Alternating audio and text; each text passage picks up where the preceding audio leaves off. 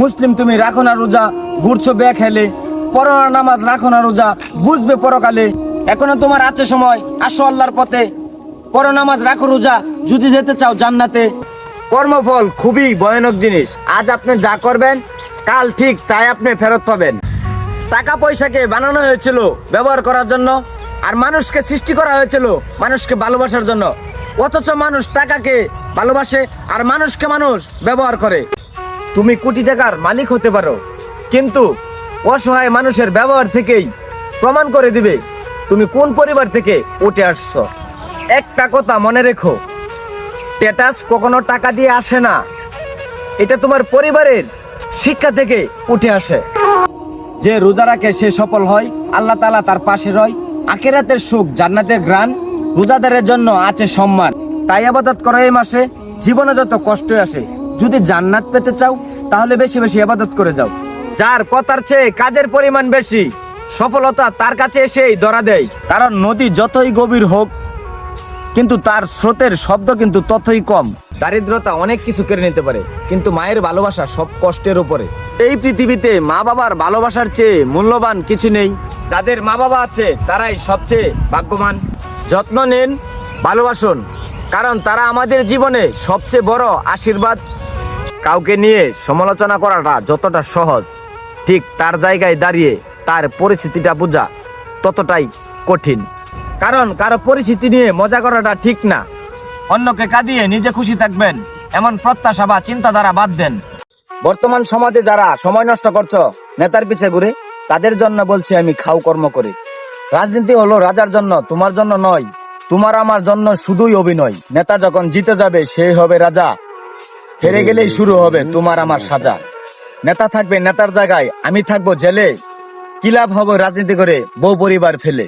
বেশিরভাগ নারী পরপুরুষের সাথে যতটা ভদ্রভাবে কথা বলে, ঠিক সেইভাবে যদি নিজের স্বামীর সঙ্গে কথা বলতো, তাহলে সংসারটা অনেক সুন্দর বা ভালো কাটতো। অনেক ভদ্র ফ্যামিলির সন্তান আছে, নিজের সংসারের পলিটিক্সটাই বোঝে না।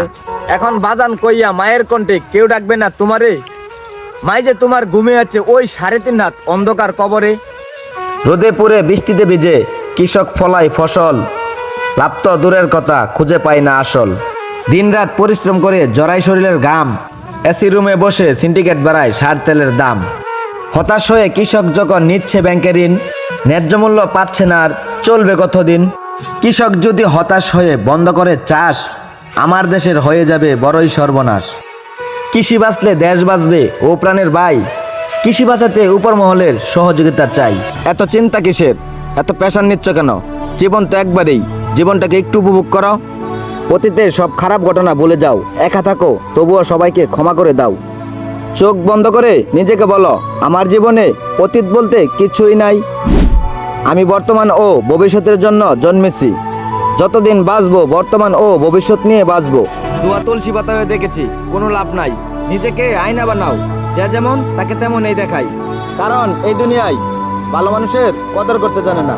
বাইরে হাত বাড়ালে 100টা বন্ধু পাবেন, কিন্তু 50 জন ছেড়ে যাবে, আর 30 জন ভুলে যাবে, 19 জন ভুল বুঝবে, আর একজন চিরদিন আপনার পাশে থাকবে।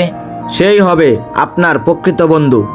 যখনই সত্যের সাথে অসত্যের লড়াই হয়, তখন সত্য একা হয়ে যায়, অন্যের বাহিনী হয় বিশাল।